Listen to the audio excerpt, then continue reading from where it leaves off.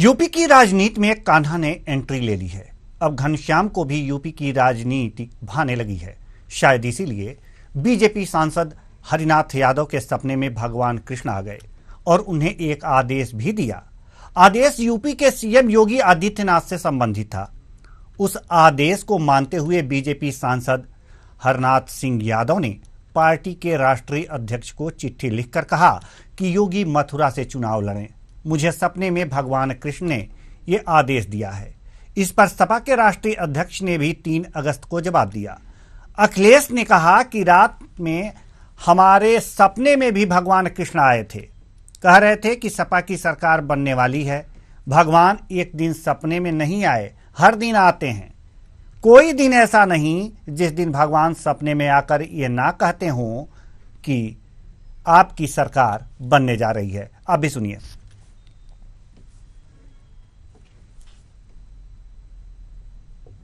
रात में हम पे आए थे, रात में हमारे सपने में आए थे भगवान कृष्ण जी, कह रहे थे आपकी सरकार बनने वाली है।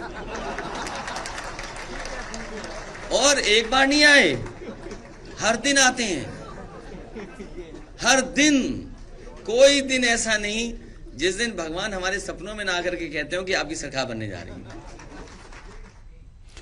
वहीं एक जनसभा को संबोधित करते हुए सीएम योगी ने अखिलेश यादव पर तंज कसा है।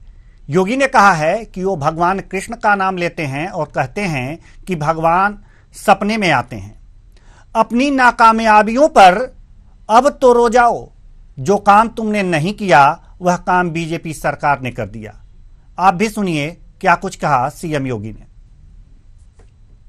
लखनऊ में सपने आ रहे होंगे और उनके सपने में भगवान कृष्ण आ रहे होंगे और कह रहे होंगे कि अरे अपनी नाकामयाबियों पर अब तो रो जाओ। जो कार्य तुम नहीं कर पाए वह बीजेपी की सरकार ने कर दिया है। भगवान कृष्ण आज उनको कोस रहे होंगे और इसलिए कोस रहे होंगे क्योंकि भगवान कृष्ण ने उनको यह भी जरूर कहा होगा कि जब तुम्हें सत्ता मिली थी तब मथुरा, वृंदावन, बरसाना, गोकुल, बलदेव के लिए कुछ नहीं कर पाए, लेकिन वहां पर कंस को पैदा करके जवाहर बाग की घटना जरूर करवा दिए थे।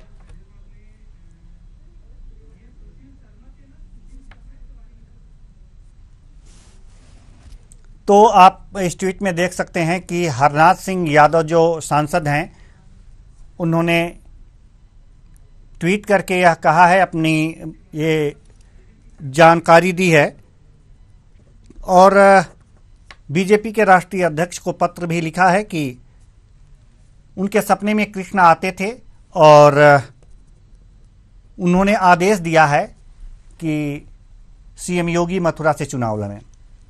अब चुनाव में और चुनाव से पहले ही एक तरह से हम देख सकते हैं कि उत्तर प्रदेश की राजनीति में अब भगवान भी नेताओं के सपने में आने लगे हैं और उनका बखान भी किस तरह से चुनावी फायदे के लिए किया जा रहा है।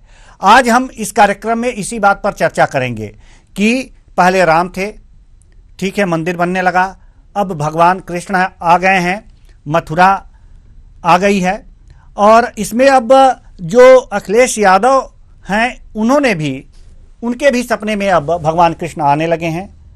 क्या कह रहे हैं कि आपकी सरकार बन रही है, अच्छी बात है, सपने में ही सरकार बन रही है, लड़ने की कोई विशेष जरूरत है नहीं। तो सपना देख करके और इन सपनों से एक बात याद आया कि ये जो राजनेता हैं ये वास्तव में पूरी जनता को सपना ही तो दिखाते हैं और सपना दिखाकर ही सत्ता की कुर्सी पर जाते हैं और मालामाल हो जाते हैं। आज भगवान भी इनके सपने में आने लगे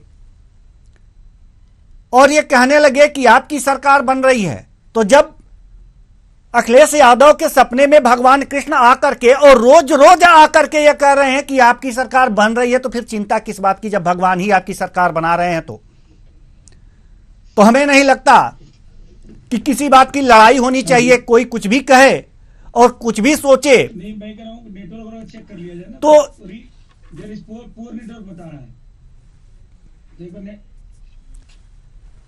तो कुछ भी कोई कहे, कुछ भी कोई सोचे, जब ऊपर वाला आप पे मेहरबान है तो फिर दिक्कत क्या है? ठीक है।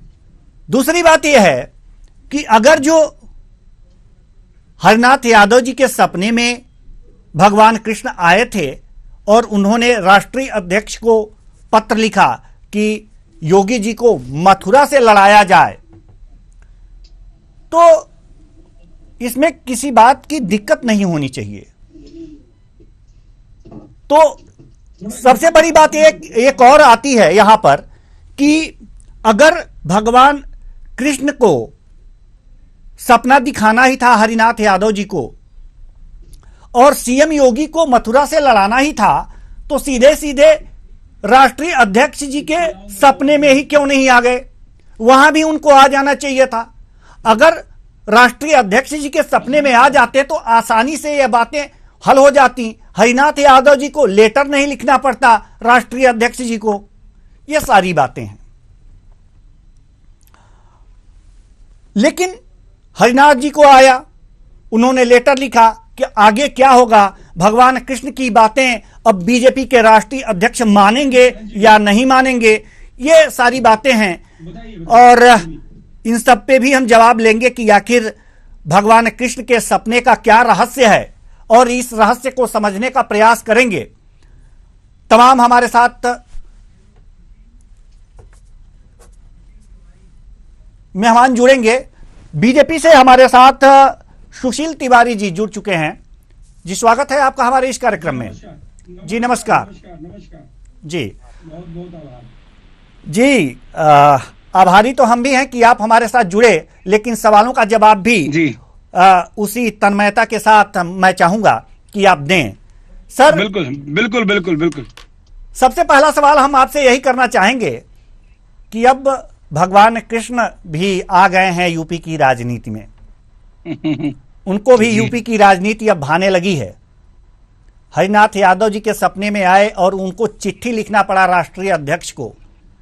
तो क्या भगवान कृष्ण को यह समझ में नहीं आया कि डायरेक्ट हम राष्ट्रीय अध्यक्ष के ही सपने में आ जाएं और सीएम योगी जी को मथुरा से कह दें कि उनको लड़ा दीजिए, टिकट दे दीजिए? नहीं तो नहीं, अगर उनको डायरेक्ट सपने में आ जाएंगे तो जालीदार टोपी वाला नाराज नहीं हो जाएंगे क्या? जी। और देखिए अभी क्या नहीं क्या नहीं दिखता है। नहीं सर, जालीदार टोपी इसमें कहाँ आ गई सर? इसमें जालीदार टोपी नहीं आई ना। इसमें तो हम बीजेपी के राष्ट्रीय अध्यक्ष की बात कर रहे हैं। जी अब मेरी बात आप समझिए। जी जी। मैं वक्तव्य पता नहीं, मैं अखिलेश यादव का समझ रहा था। जी जी जी। क्योंकि मैं अभी पूर्वांचल एक्सप्रेसवे पे हूँ, प्रवास में, बिहार प्रवास में था। अच्छा अच्छा। तो जी, विषय हमें बता दें जरा। जी, विषय यही है कि अब यूपी की राजनीति में भगवान कृष्ण आ गए हैं और हरिनाथ यादव जी जो सांसद हैं उनके सपने में पहले आए थे भगवान कृष्ण, और भगवान कृष्ण जब उनके सपने में आए तो उन्होंने कहा कि जो सीएम योगी हैं उनको मथुरा से लड़ना चाहिए विधानसभा चुनाव, और इसके लिए उन्होंने बीजेपी अध्यक्ष को पत्र भी लिखा। उसके बाद अखिलेश यादव, पूरा सुन लीजिए ना सर, क्योंकि बाद में आपको दिक्कत होगी, क्योंकि आप शायद विषय से अनभिज्ञ हैं, तो मैं आपको पूरा विषय बता दूं। जी। तो उसके बाद पूर्व सीएम कह सकते हैं, सपा के राष्ट्रीय अध्यक्ष कह लीजिए, अखिलेश यादव जी ने भी यह कहा है कि हमारे भी सपने में आते रहे हैं और रोज रोज आते हैं, कह रहे हैं कि हमारी सरकार बन रही है। जी जी। और इस पर नहीं, मैं इसी पे वही तो मैं बात कर रहा था। थोड़ा बहुत हमको था, हल्का फुल्का मैंने देखा था, स्क्रिप्ट आई थी। मैं ये कह रहा हूँ कि देखिए, अखिलेश यादव जी को तो बिल्कुल ही अब दिखेंगे। अभी इसके पहले आप अगर देखेंगे तो उनको हज हाउस और जालीदार टोपी के जो ईद में मनाते थे, शाम को सेवैयां खाते थे और जाके उनका तोड़ते थे शाम को, वो दिखते थे। अब भगवान दिखेंगे। कारण ये है कि राहुल गांधी जो फिरोज खान और वो गांधी के परिवार से आते हैं, उनको भी आजकल मंदिर मंदिर जाने का सपना आ रहा है और मंदिर मंदिर जाते हैं, क्योंकि भगवान राम के काल में कालनेमी था। कालनेमी जो है वो संत के रूप में जो है आया था बजरंगबली के सामने, लेकिन बजरंगबली पहचान गए। देखिए हर काल में देव और दानव हैं, और जब दानव ये कहने लगे कि मैं भगवान का भक्त हो गया हूं, तो ऐसे मान लीजिए कि वो रावण ही हो सकता है, वो विनाशकारी ही हो सकता है। मतलब आप दानव किसे समझ रहे हैं सर? साफ स्पष्ट बताइए। देखिए दानव जो है सीधे सीधे मैं इतना जानता हूं, जो जालीदार टोपी के लोग जो समर्थक हैं उनको दानव ही हम लोग कहते हैं। हर काल में देव भी होते थे और दानव भी होते थे। मैं ये मानता हूं कि योगी जी देव के रूप में है। और सर हम आपको रोकना चाहेंगे, जिस समुदाय की तरफ आपका इशारा है सर, अगर इस तरह से आक्षेप किसी समुदाय पर हो तो आपको नहीं लगता कि यह आक्षेप जो है संविधान के विपरीत है? नहीं, संविधान के विपरीत असबुद्दीन ओवैसी ये कहते हैं योगी जी चले जाएंगे गुफा में और योगी जी चले जाएंगे आश्रम में और मोदी चले जाएंगे गुफा में, और हम सारे फिर देख लेंगे सबको। और डायरेक्ट पुलिस वालों को, यूनिफॉर्म वालों को धमकी देते हैं, तो वो संवैधानिक प्रक्रिया का उल्लंघन नहीं होता है क्या? आप मुझे बताइए, बामन मिश्राम जो है वो सरकार आपकी गांधी जी को रोज गाली दे रहा है। सर सुशील जी, सरकार आपकी है। सरकार हमारी छत्तीसगढ़ में नहीं है, छत्तीसगढ़ में हमारी सरकार नहीं है, केरला में हमारी सरकार नहीं है, पश्चिम बंगाल में हमारी सरकार नहीं है। और रही बात उत्तर प्रदेश की बात हो रही है सर, उत्तर प्रदेश में तो आपकी सरकार है, केंद्र में आपकी सरकार है। नहीं तो उत्तर बिल्कुल ठीक बात है, बिल्कुल ठीक बात है। उत्तर प्रदेश में ही आकर असदुद्दीन ओवैसी भाषण दे रहे हैं, उनका इलाज किया जा रहा है, वो जनता देगी इलाज, क्योंकि चुनाव का समय चल रहा है, तो उनको जनता जरूर जो है उनका इलाज करेगी। उनका एक भी सीट नहीं आने वाला है। बात आ रही है अखिलेश यादव के सपने की। अखिलेश यादव जी को अभी बहुत बड़े बड़े सपने आने वाले हैं। अभी उनको कुछ दिन पहले ब्राह्मणों के सपने आए थे, तो उन्होंने जो है अपने एक पूर्व कैबिनेट मिनिस्टर अभिषेक मिश्रा जी को लगा दिया था। सुशील तिवारी जी हम आपको रोकना चाहेंगे, सुशील तिवारी जी हम आपको रोकना चाहेंगे। हमारे साथ हरिकिशोर जी भी जुड़ चुके हैं, जो सपा नेता हैं। जी स्वागत है आपका हमारे इस कार्यक्रम में। अच्छा जी हरिकिशोर जी, हम आपके पास आएंगे और सवाल जवाब का सिलसिला आप से भी होगा, लेकिन सुशील तिवारी जी पहले अपनी आप बात पूरी कर लीजिए। मैं यही कह रहा हूँ अखिलेश यादव जी को अभी तक हज हाउस के सपने आते थे, अभी तक उनको हज सब्सिडी के सपने आते थे, अभी तक जो है उनको कैसे ईद मनाए शाम को, कैसे जो है जाकर उनका व्रत तोड़े, वो सपने आते थे। अब उनको कृष्ण भगवान के सपने चुनाव के समय में आ रहे हैं। तो यहाँ की जनता मूर्ख नहीं है। देखिए सनातनी हिंदू समाज जाग चुका है वो। और मैं बता दूं, वो जिस उसमें है सपने में कि उनको यादव मुस्लिम समीकरण जोड़ के या यादव ब्राह्मण समीकरण जोड़ के वो मुख्यमंत्री बन जाएंगे, तो बिल्कुल ये संभव नहीं है। यहाँ की जनता जाग चुकी है, बल्कि हमारे यदुवंश समाज के लोग भी 80 से 90% जो है योगी जी के साथ इस बार आ रहे हैं, क्योंकि इनका छलावा जान चुके हैं कि ये जैसे सरकार बनेगी ये हज की सब्सिडी देने चले जाएंगे, ये जालीदार टोपी वालों के लिए हो जाएंगे, इनके पास उनके लिए समय होगा, न यदुवंश के लिए होगा, न किसी भी भारतीय के लिए होगा। उत्तर प्रदेश की किसी जनता के लिए समय नहीं होता है, सिर्फ वो जालीदार टोपी को रिझाने में लगे रहते हैं, तुष्टीकरण की राजनीति चलती रहती है। कुल मिलाकर सपने तो आएंगे। देखिए कृष्ण भगवान का जो अवतार हुआ था वो जब 5200 वर्ष पहले हुआ था, और कृष्ण भगवान 5200 वर्ष पहले जब आए तो जो उस समय भी कहीं ना कहीं दानवों का जो है वो बहुत बड़ा जो है चल रहा था, मतलब एक तरह से आज का आतंकवाद कह लीजिए, और कल का आक्रमणकारी दानव थे उस समय। तो मैं समझता हूं कि कंस रूपी राक्षस का विनाश करने के लिए जो है उस समय भगवान कृष्ण आए थे, और आज के जितने भी बाहर के कंस हैं उनको भी कहीं ना कहीं कृष्ण के सपने आ रहे हैं। तो इसका मतलब ये होता है कि योगी जी दोबारा प्रदेश में आ रहे हैं, और ये बिल्कुल तय हो गया, क्योंकि अभी से सपने देखने लगे। समझते हैं ना आप, अंतिम समय में ऐसे सपने आते हैं, तो अंतिम समय जो है वो अखिलेश यादव जी समझ गए कि कुछ होने वाला है नहीं। ठीक है, कुछ होने वाला नहीं है। जी हरिकिशोर जी, हरिकिशोर जी, जी हरिकिशोर जी, आप तक मेरी आवाज पहुंच रही है? हाँ आ रही है। जी हरिकिशोर जी, अखिलेश यादव जी को भी अब सपना आने लगा है कि सरकार बन रही है।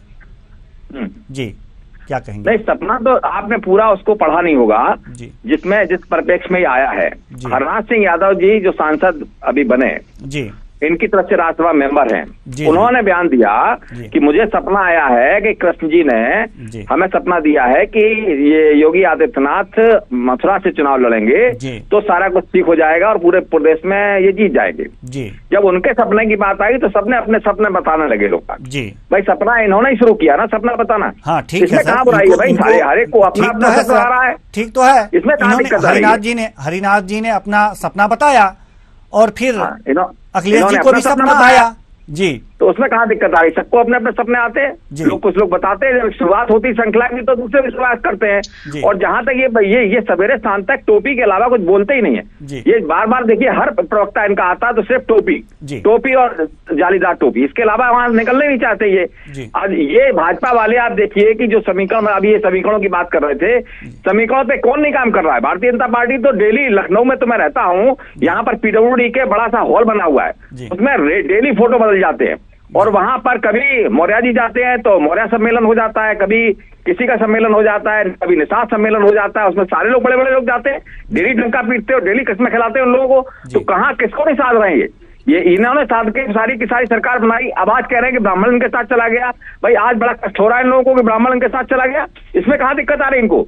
चला गया तो जा रहा है ना। आप ये सोचिए ना, आपने तमाम कमेटियां भी बना दी कि भाई ब्राह्मणों को रुझाएंगे और उनकी कमेटियां जाके उनसे बात करेंगी, कमेटियां आएंगी जिलों में बात करेंगी, गांव तक तो कमेटियां नहीं जाती ना, ऊपर आएंगी, अपने कार्यकर्ता 10-20 बैठा लेंगे, ब्राह्मण स्त्री हो जाएगी। लेकिन जो आज तक 5 साल में जो उन्होंने दुर्दशा कर दी है, जो नीचे तक चला गया संदेश, वो ठीक कैसे करेंगे? इसके लिए मैंने पहले भी कहा कि एक इंजेक्शन कोरोना जैसा कोई बनवा है और वो सबको दे दे और सारे इंजेक्शन लग जाए रातों रात लोगों के, और ब्राह्मण इनके साथ हो जाएगा। निश्चित रूप से ये हो सकता है आज की तारीख में, और कुछ नहीं कर सकते आज की तारीख में। ठीक है सर, ठीक है। सुशील तिवारी जी। नहीं, बिल्कुल मैं कह रहा हूँ, देखिए 2 तथ्य है। पहले तो दुर्दशा पे हम आ जाते हैं, उसके बाद टोपी पे आ जाते हैं। पहला शब्द, पहला जो है कि 5 साल में जो दुर्दशा हुई है, ये बिल्कुल ठीक बात है। मुख्तार अंसारी जैसे लोगों की दुर्दशा हुई है, अतीक अहमद जैसे लोगों की दुर्दशा हुई है, और जितने भी आक्रमणकारी थे, जो मुगल के औलाद बच गए, जो पत्थरबाजी करते थे, उनकी दुर्दशा हुई है, उनके घर से रिकवरी हुई है, जो जमीन जिहाद करते थे उनकी रिकवरी हुई है, तो उनकी दुर्दशा हुई है। तो इसमें समाजवादी पार्टी को कष्ट होना ये बिल्कुल उचित है, और उनको अपना दिखना दुर्दशा, बिल्कुल दुर्दशा तो हुई है। दुर्दशा प्रदेश की नहीं हुई, दुर्दशा उन आक्रमणकारियों की, उन मुगल के औलादों की हुई है, मैं जो समझता हूं, जिसका होना चाहिए था, जिन्होंने जब अब आ जाते हैं टोपी पे, की टोपी की जहां तक बात है तो कोई टोपी दिखती नहीं है जालीदार के अलावा, इनकी सरकारों में कोई टोपी दिखती नहीं है, और इनके पास क्यों परेशान करते हो? टोपी चिल्लाते रहते हो। नहीं, क्यों नहीं चिल्लाए भाई, क्यों नहीं चिल्लाए? जो आपकी लाल टोपी है वो भी तो अच्छा लगे तो खून से रंगी हुई है। उसमें कहाँ दिक्कत आ रही भाई? ये कहाँ संविधान में लिखा हुआ टोपी नहीं पहनेंगे? कार सेवकों के खून से सनी हुई टोपी थोड़ी ना पहनेंगे हम लोग। आप बात को समझिएगा। टोपी पहनाना समाजवादी पार्टी का काम है, वो काम अभी भी कर रहे हैं। सपने में भाई उनके, देखिए सपने आना अध्यात्म है, आता है सपना, और सपने सच भी होते हैं। और देखिएगा योगी जी का सपना जो हम लोगों ने देखा है कि जो भारत के भाग्य विधाता बनेंगे, पहले उत्तर प्रदेश के मुख्यमंत्री बनेंगे और उसके बाद भारत के भाग्य विधाता बनेंगे, भारत के भविष्य है योगी जी। तो ये हमारा सपना पूर्ण होगा। हम अध्यात्म में विश्वास रखते हैं, हम सनातनी परंपरा में विश्वास रखते हैं। तो उस सपने के बाद जो अखिलेश जी देख रहे हैं, वो ये सपना देख रहे हैं, अरे भैया हमारी तो नैया डूब रही है, तो वो सपना देख रहे हैं। अब ये है कि इसी तरीके से लोगों को किस तरीके से उलझाया जाए, बदलाया जाए कि हमें भी सपना आ रहा है। अखिलेश यादव जी नैया डूबने की सपना तो नहीं देख रहे हैं, उन्होंने तो कहा है कि हमारी सरकार बन रही है। अगर उनका सपना सच हो गया तो वो भाई जी समस्या तो यही है कि सरकार उनकी नहीं बन रही है। हम तो ग्राउंड में, हम तो देख रहे हैं। आप समझिएगा जो इस बल पे वो उछलते हैं, जो यदुवंश समाज का लोग हैं, वो भी ये जान गए कि भाई ऐसा है, ये आदमी सिर्फ जालीदार टोपी वालों के साथ में है, ये तुष्टीकरण की राजनीति करता है, इसके साथ रहने से कोई फायदा है नहीं। आप समझिएगा 80%, मैं फिर कह रहा हूं 80% यदुवंश समाज के लोग आज योगी जी के साथ है, क्योंकि योगी जी जात पात नहीं फैलाते हैं, वो सर्व समाज के लिए करते हैं। वो कोई भी किसी ये नहीं कि ये जो कह रहे हैं कि समीकरण बैठ रहा है, आप तो खुले मन से समीकरण बैठा रहे, आप तो खुले मन से समाजवादी पार्टी की समीकरण बैठा रही है। समझने का प्रयास करिए। योगी जी के नियत पे कोई भी डाउट नहीं किया जा सकता। वो सर्व समाज के लिए काम करते हैं और वो सिर्फ उत्तर प्रदेश के लिए नहीं बने हैं और पूरे राष्ट्र के लिए बने हैं। और आप समझिए कि जब 5200 वर्ष पहले जैसे कृष्ण भगवान का अवतार हुआ था, उसी तरीके से योगी जी का अवतार हुआ है। तो इनको बुरे बुरे सपने आ रहे हैं, उसको ये अच्छा अच्छा करके दिखा रहे हैं, तो इसमें कोई बुराई नहीं है। जी, बुरे बुरे सपने आ रहे हैं लेकिन अच्छा अच्छा करके दिखा रहे हैं। जी हरिकिशोर जी, बिल्कुल ठीक बात, बिल्कुल ठीक बात। जवाब दीजिए। नहीं, इन्होंने ठीक कहा कि उनको वहां जाना चाहिए, उनको प्रधानमंत्री बनना चाहिए। हम तो कह रहे राष्ट्र के और कहीं चले जाएं, पूरे देश में और कहीं व्यवस्था हो जाए इनकी। उत्तर प्रदेश में या तो मठ चलाए जाके या अपना दूसरी जगह चले जाए, इतनी सी बात हो सकती है। क्योंकि अभी इन्होंने कहा कि सब कुछ करेंगे, तो आरती करो इनकी भाई। आपको लगता है आरती करिए इनकी भाई, लेकिन जमीन पे क्या स्थितियां है भाई? रोजगार की मैंने बताया, रोजगार में क्या स्थितियां करी इन्होंने। 50% पद रिक्त पड़े हुए हैं। मैं उस केंद्र से आता हूँ जहां पर कि मेरी सारी समस्या करता हूँ, प्रदेश अध्यक्ष हूँ मैं। 50% पद रिक्त पड़े, 17 के बाद से कोई भी रिक्तियां नहीं की इन्होंने। ये सूचना के अधिकार में इनके प्रमुख सचिवों ने मुझे लिख के दिया है। और ये क्या बोल रहे हैं समझ में नहीं आ रहा है भाई। नौकरी दोगे कि नहीं दोगे? खाली टोपी में जिंदा बने रहोगे, उनको जिंदा रखोगे। बोलूंगा ये चीजें थोड़ी हो सकती हैं भाई। नीचे तक आना पड़ेगा आपको। खाली ये रिकॉर्ड देख के बात कर रहे हैं ना हमसे। ठीक है सर, ठीक है सर। सुशील तिवारी जी जवाब दीजिए। नहीं, हम रोजगार पे बोलना चाहते हैं। बिल्कुल बिल्कुल रोजगार पे बोलना चाहते हैं। जी बोलिए सर। देखिए रोजगार का मतलब होता है नौकरियां, सरकारी नौकरियां। रोजगार का मतलब ये नहीं आपने 50,000 रुपए संविदा की नौकरी दे दी और वहाँ अडानी अंबानी को उनको आपने ठेका दे दिया पूरे प्रदेश का। आपको इसलिए कंपनी जाए तमाम सारी, जैसे आप नौकरी दे रहे हैं 4,000 5,000 6,000 में नौकरी दे रहे हैं। आप शोषण कर रहे हैं रोजगारों का। सरकार ने जितना शोषण का उतना तमाम लाठी चला रहे हैं। आप जो लोग नौकरी की बात कर रहे हैं,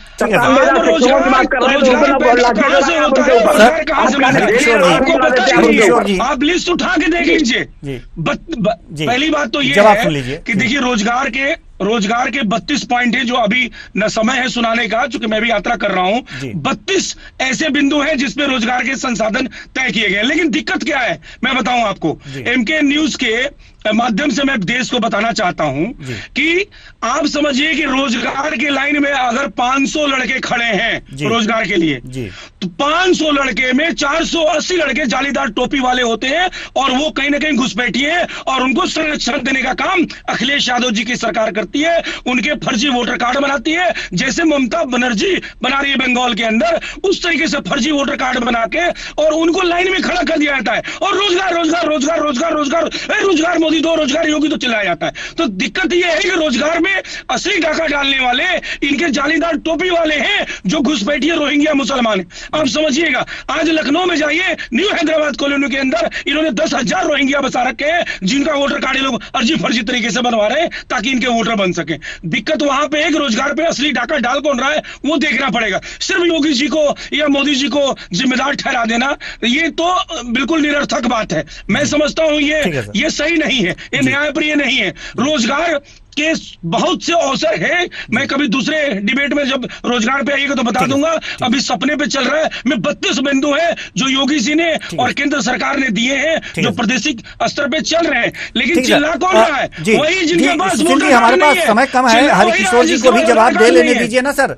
जी हरिकिशोर जी जवाब दीजिए क्योंकि समय कम है सर। बड़ा खराब बयान दिया आज की तारीख में। हम समझते हैं कि ये शर्मनाक बयान इनका है। जिस प्रकार किसान आंदोलन में इन्होंने कहा था कि किसानों में सब वो लोग भरे हुए हैं, इसमें आतंकवादी भरे हुए हैं, वही बयान आज फिर इन्होंने दे दिया। इन्होंने कहा बेरोजगारों में 480-500 में होते हैं जो कि लाल टोपी वाले, काली टोपी वाले होते हैं, जालीदार टोपी वाले होते हैं। 95% हो गया, यानी 95% लोग हमारे इन्होंने कह दिया कि सबके सब बेकार है, सबके सब ऐसे लोग हैं जिनको नौकरी नहीं देनी चाहिए। तो ये कितना हास्यास्पद बयान है, इसको तत्काल वापस लेना चाहिए। ये किसानों जैसी स्थितियां करना चाहते हैं हमारे यहाँ, जैसे बयान को वो देते थे वही आज इन्होंने दिया। इन्हें हर आदमी वही दिखाई पड़ता है, नौकरियां दे नहीं पा रहे हैं। ऊपर से ये 95% लोगों को आज इन्होंने क्या बता दिया? इन्होंने बता दिया सारे जाली वाले हैं, सारे जाली टोपी पहनने वाले लोग, सारे गलत लोग हैं। ये बेरोजगारों का उपहास कर रहे हैं। ये ऐसे बयान देके तो सत्यानाश कर रहे हैं। और कुछ मतलब थोड़ी है लोगों को बैठना से। ठीक है सर, ये गलत बात है सर की ठीक है करते हैं। ठीक है सर, इनको सुधार लाना चाहिए। बाकी इनकी सत्ता जा रही है, बहुत कम समय है सर, आ रही है, निश्चित है। ठीक है सर। सुशील तिवारी जी बहुत कम कुछ कहना चाह रहे हैं जी। जी जी, जल्दी से खत्म कीजिएगा सर। किसान आंदोलन नहीं, ये बताइए, ईडी तो सरकार की संस्था है। ईडी से जाके पूछिए कि किसान आंदोलन के अंदर चंद्रशेखर रावण पीएफआई का दलाल क्या कर रहा था। आप पीएफआई पे फंड जो उसको मिला हुआ 100 करोड़, वो उस किसान आंदोलन में क्या कर रहा था। चंद्रशेखर रावण कब से किसान हो गया, आप समझने का प्रयास नहीं कर रहे। ये सारी अंतर्राष्ट्रीय शक्तियां लगी हुई हैं कि किस तरीके से योगी जी को इस बार नहीं आने देना है। अब इनको बुरे बुरे सपने आ रहे हैं और अच्छे बता रहे हैं। बुरे सपने आ रहे हैं, अच्छे बता रहे हैं। ठीक है, सपनों की बात सपनों तक सीमित रहे।